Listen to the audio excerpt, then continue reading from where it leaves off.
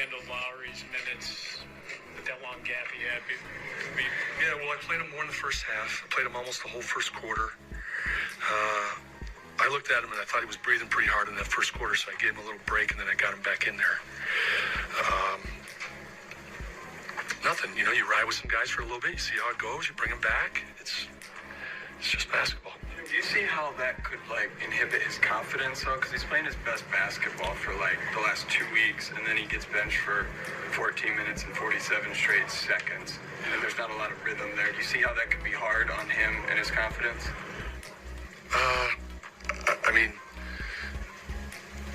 Are you saying it is hard on him, or are you saying how it could be, or what? Well, I'm saying I think it could be hard on him. Yeah. We gotta go talk to him still, but yeah, I don't think so. I think he understands.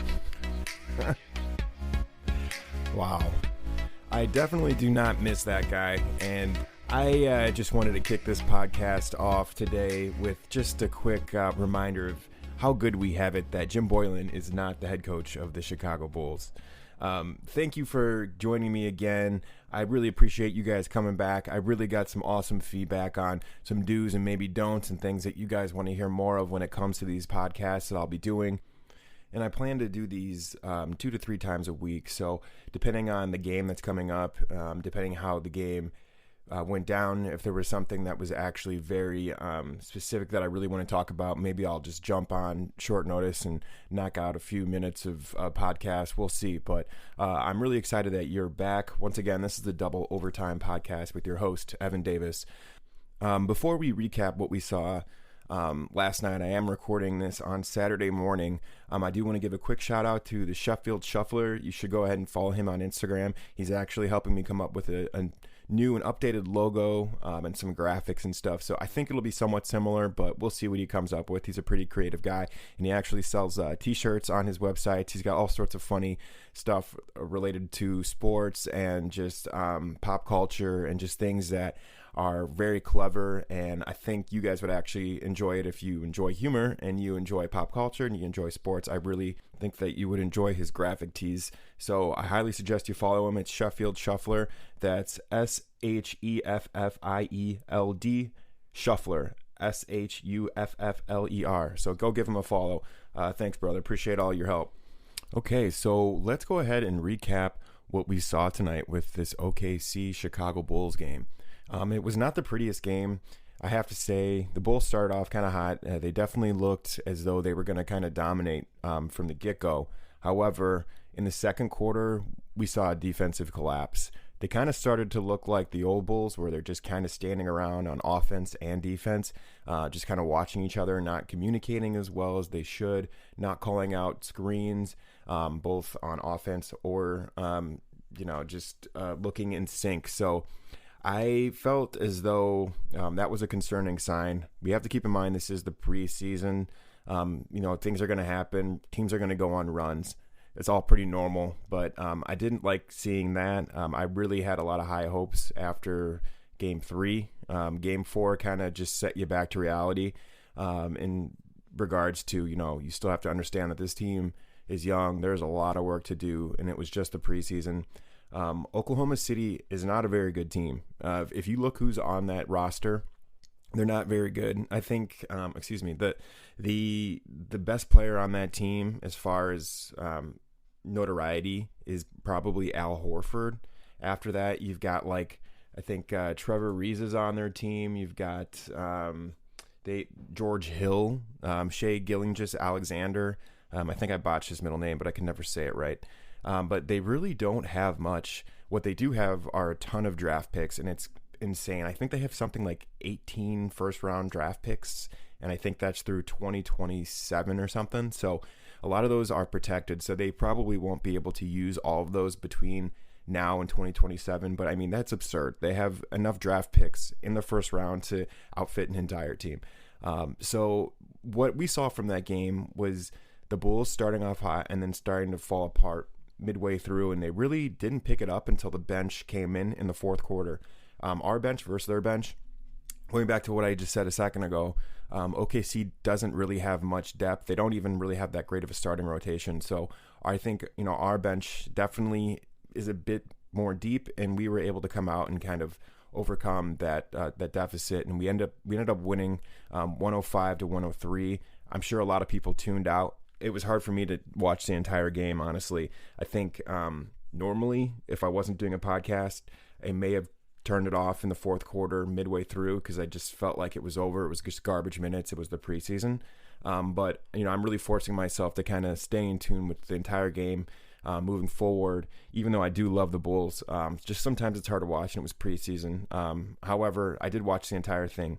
Breaking down the game from a specific player standpoint, man, Wendell Carter Jr., I don't know what is going on with that guy. Like, I get that he wants to shoot the 3 ball. Wendell Carter Jr. right now in preseason is 1 for 16 on 3-point shooting. 1 for 16 on 3-point shooting. Honestly, I play basketball before the pandemic on a regular basis with a bunch of guys who we're all decent. Some of us aren't very good at all. It's just kind of a hodgepodge of talent. And there are some guys, I'm not going to say any names, but you see somebody take a 3, and everybody knows how this goes if you play pickup basketball. You have the one guy on the team, maybe there's 2 or 3 guys that love to shoot 3s, but they shouldn't be shooting 3s, right? But they always will shoot the 3 ball, and you see it go up, and you don't want to be an asshole and be like, come on, man, why are you shooting that? But they shoot it anyways. I personally feel like those guys that we're all thinking about right now could probably be better than 1 for 16 on 3-point shooting. Are you kidding me? That is absurd. It's terrible. So in my opinion, I don't think Wendell Carter should be really shooting the 3. I get that he's trying to incorporate it with his game. I get that he shot the ball pretty well at Duke, but the NBA line is definitely further back in the NBA or at the NBA level, and it just doesn't seem like Wendell is there from a confidence standpoint. So to me, I think he really needs to focus on his interior game, focus on playing good defense, focus on communication with the team, and getting after the ball. I just think the 3 ball is setting him back in a way that it's just not helpful for his career. It's not helpful for the Bulls to get a win, and it's just not helping his confidence overall because he's not hitting the shot. If he wants to keep work on it, after the game, before the game, to the point where it's even more consistent, because right now what I'm seeing, 1 for 16, that's just not going to cut it. That is just a wasted possession. I don't like the shot. I understand that you're trying to make it more difficult for the defender to guard you, as the further you move out to the perimeter, the more space the defender thinks they have to cover. But right now, they're just going to keep letting you shoot that ball, because right now you're 1 for 16, and that just looks terrible. So I think maybe the Bulls should potentially start looking at starting Gafford at some point, and that is because Gafford does everything on the interior. Wendell Carter just wants to keep moving out and wants to keep taking these jump shots, right? And Gafford is going to take up space within the paint. He's going to get you rebounds. As I said on the last podcast, his motor is just high. He doesn't stop. He's always looking for, who can I pick up on defense? Where's the ball bouncing off the rim? How can I get this rebound? How can we keep this team progressing and this play going? How can I keep this possession alive?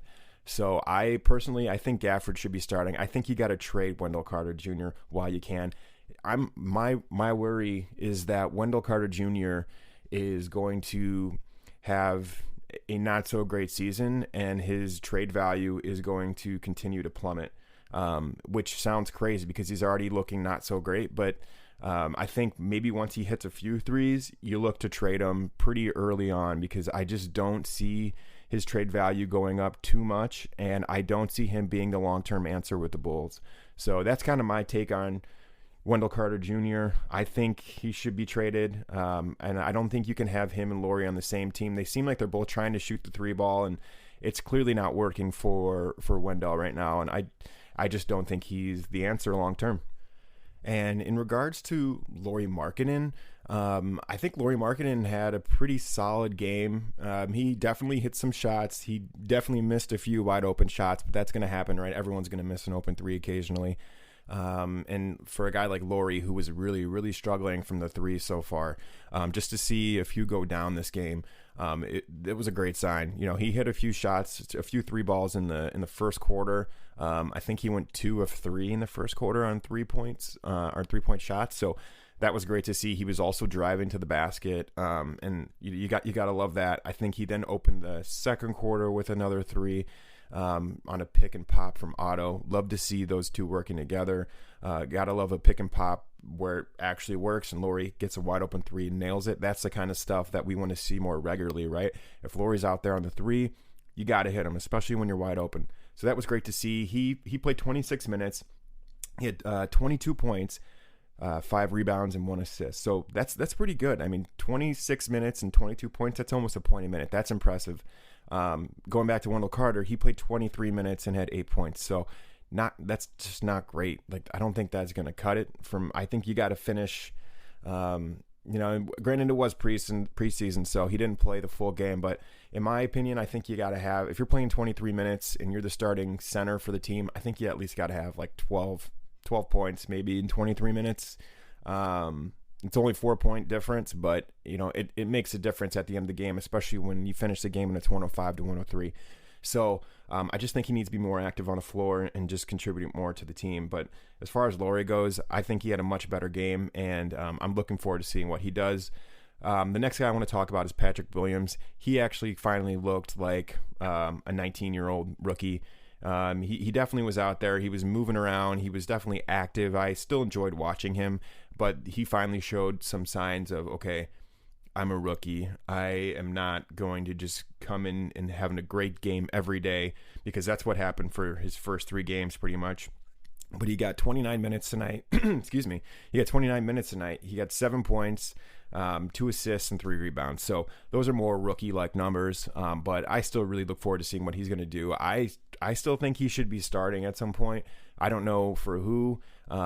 Probably Otto Porter Jr., because watching Otto Porter Jr. tonight, man, that guy is so slow. It's disturbing, honestly. I don't understand what's going on with him. I talked about his diet last time, but you can't be in the NBA and be the top player or the top paid player on the team and looking like he looks and contributing like he's contributing. It's really disappointing, and it's so frustrating to watch somebody earn this much money and just not take care of themselves. He looks like he's running through sand out there. I mean, I'm watching him. He's always the last guy coming up on the transition. Whether it's a fast break, he's always the last guy. If OKC had the ball and they started running down the other way, Otto was always the last guy back up to their side of the court. So it's just tough to watch. He finished with 20 minutes and 4 points. He did have 8 rebounds, 2 assists, but I mean, those numbers are not good for a guy who's making as much as he's making. I forget what he's making. I want to say it's something like $27 million a year, something crazy like that. And this is the last year of his contract, so there's absolutely no way that he will be back with the Chicago Bulls. And it's crazy because this is a contract season for him, right? So you would think a guy like him would have worked during this pandemic. You had 9 months off. You could have gotten your body in the best shape of your life to prepare yourself for your upcoming contract that you're going to need to sign somewhere. Someone's going to sign him. But, I mean, you're leaving so much money on the table when you're not taking care of yourself and not eating the right things. Clearly, in quarantine, he has just been chilling. I did see some video come out of him. It looks like he was at a club somewhere like earlier in quarantine. I think it was on Halloween, because he's pouring like Grey Goose or something down all these women's like throats. And it's just like, what are you doing, man? Put on a mask and just kind of chill out, man. You're on social media. I don't understand how, when you're a celebrity, you're in the spotlight, you just make dumb decisions like that. He's literally walking around and just pouring like Grey Goose down all these ladies' like mouths and just being absolutely reckless. So Otto Porter Jr., I cannot wait till he is gone. He is doing nothing for us. He's one of those guys where we kind of just overpaid him. Now we're locked in. He signed his guaranteed contract this year. Everybody knew he would, because he wasn't going to get paid anywhere else, and now we kind of just have to deal with him. The next guy I kind of want to talk about is Chandler Hutchinson. Chandler Hutchinson had a great game.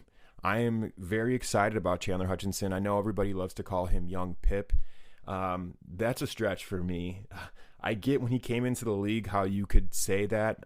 He definitely has the same build, their physicality, the way they look, even the way they look. I mean, like, they have the same kind of hairstyle. Chandler's is a bit more the 2020 version of like the flat top that Pip used to kind of rock. But Chandler has been looking great. he played at Boise State.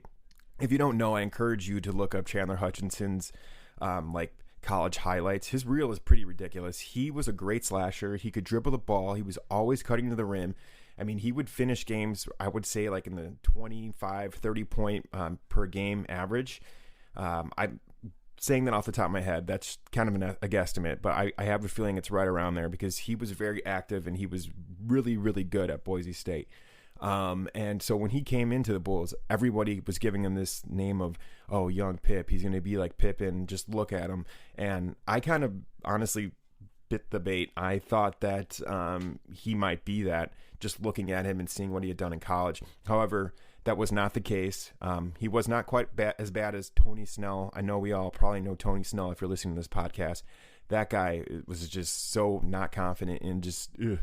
But similar lengthwise, Chandler Hutchinson is long and tall, and I thought he'd be able to shoot the three ball well, which is not the case. That's still developing. But what we're seeing from Chandler now is we're starting to see the aggressiveness that we saw at Boise State. He's starting to cut. He's starting to slash. He's starting to know where to be on the floor. He's getting more rebounds.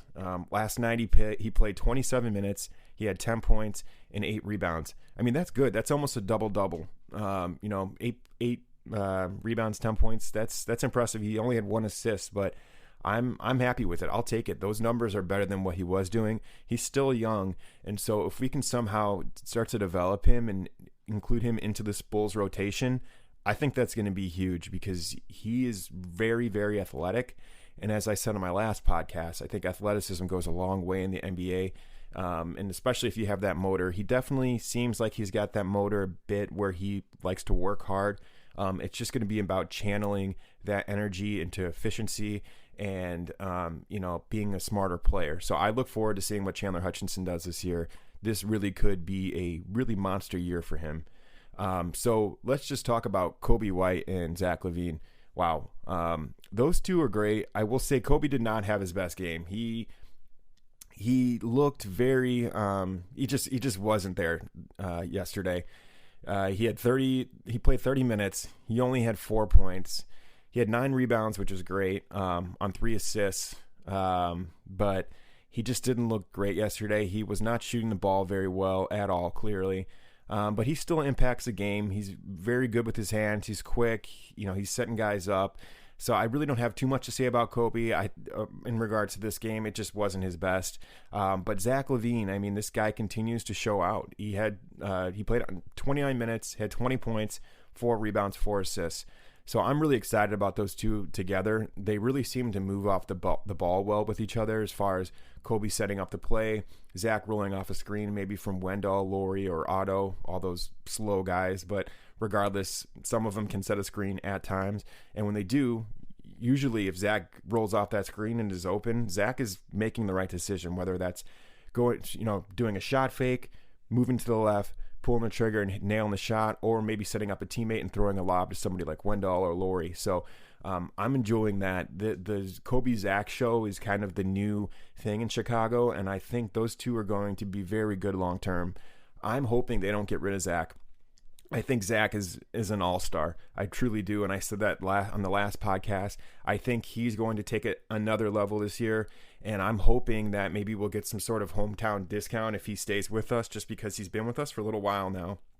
And he seems to like Chicago, so if we can somehow keep him here on an affordable contract, that's not, well, he's going to want a lot of money, so we're going to need to pay him a lot of money, especially because the contract that he's on right now, I think it was 4 years and like $80 million, and he's worth more than that, to be quite honest. So, but hopefully he'll give us some sort of discount. He may not, who knows, but I'm hoping that we can keep Zach LaVine here because I think he's going to be a very, very, very good player, who I see kind of being like a cornerstone of this franchise for a while. So, I'm excited. I think Billy Donovan's going to be able to get the best out of him, and it's going to be fun. I think that Billy Donovan's doing a great job with his team so far. What I've seen, the offensive schemes, the defensive schemes, guys are moving around a lot more than they ever have in years past. This game isn't a great example of that, but when you're watching them, you're seeing guys not just standing still, you're seeing guys rolling off screens, you're seeing guys talk to each other.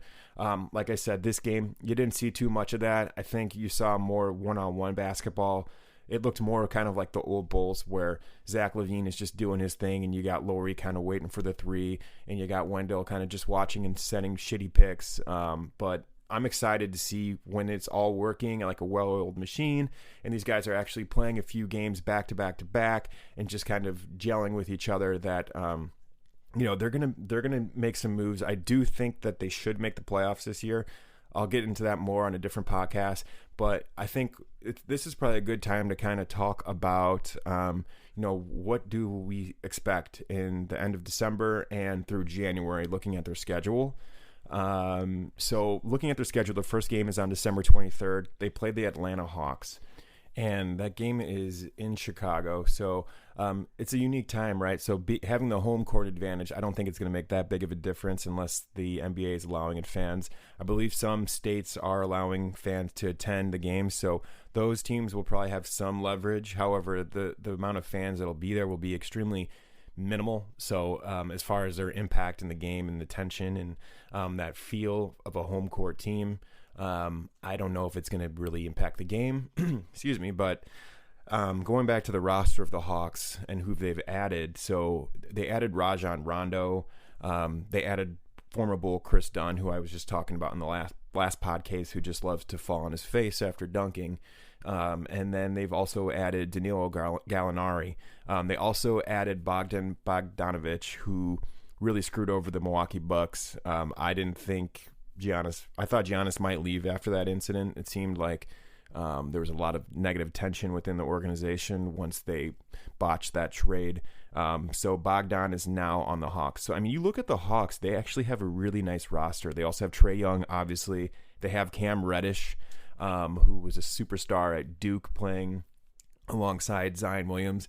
They do have Tony Snell, who I was just joking about a second ago. That guy is just, I don't know, he's like a ghost out there. He's just like, he just kind of floats around the floor. He seems like he's going to be super athletic and good, but he really doesn't do much. I've been waiting for him to have a breakout year, and it's just not happening. So when I look at this team and their matchup against the Bulls, I am a bit worried. I do not think the Bulls will win this game. I don't. If they do, kudos to them. The Hawks also have Solomon Hill. They just have a nice, well-rounded squad. Granted, this is going to be this new Hawks team's first regular season game. A lot of the Bulls players have been together for a while, so you would think they may have some sort of edge in a chemistry standpoint, but they also have a new coach. So I would think that the Hawks win this game, maybe like 115, Bulls 87, 115-87. So mark that down. We'll see what happens with that. I could be completely wrong, but that's kind of going to be my guess on that. And then after that, they play the Pacers, they play the Golden State Warriors, they play the Wizards twice, the Bucks, Dallas, Portland, Sacramento, Lakers, Clippers, Boston, OKC, Dallas, Houston. They get the Lakers again, Boston, Portland, Memphis. I mean, so these are some good teams. Looking at this schedule, it's a bit concerning. It's a tough schedule to start a season off, especially when you are trying to do a rebuild and kind of gauge the team and instill some confidence in your guys. Playing these teams are not going to help the situation. I do think after the Hawks, when they play the Pacers and the Warriors, I think they can win those two games. But the Warriors, they added Oubre and they've got Wiggins. And so I think that they're going to be tougher than people think. Steph Curry looks really good so far. He looks like he has not missed a beat. And he was injured a lot of last year, but he's already looking like that three ball is even better than it's ever been. So they're going to be a problem. The Wizards are going to be tough. Milwaukee, of course, in the Dallas game, Portland. I mean, those are all back-to-back games. So my concern is that the Bulls are going to go start with a slow start, and people are going to be very uninterested quickly.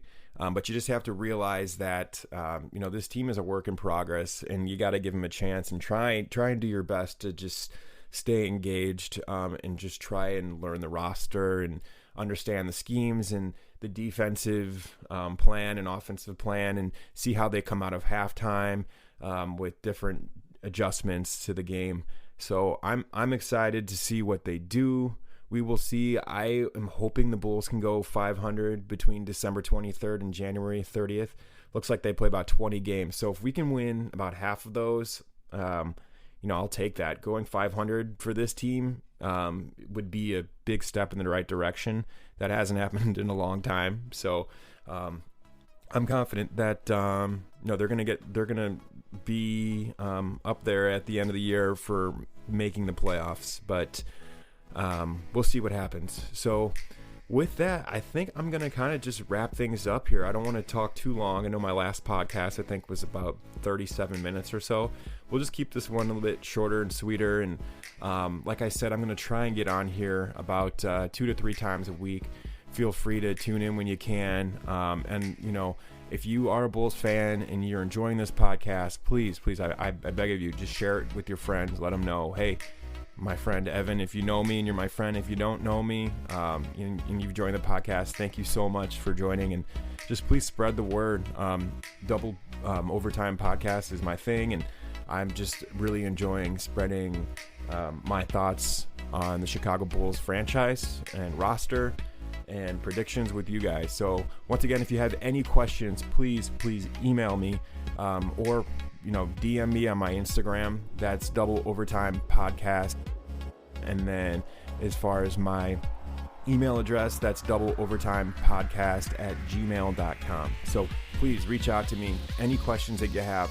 I'm really looking forward to kind of just getting some feedback from you guys on what your thoughts are on this team. And this is going to be fun. So hang in there. It's going to be an interesting season, but we'll make it in here together, and we'll see what happens. All right. Well, take care, and I will talk to you all soon.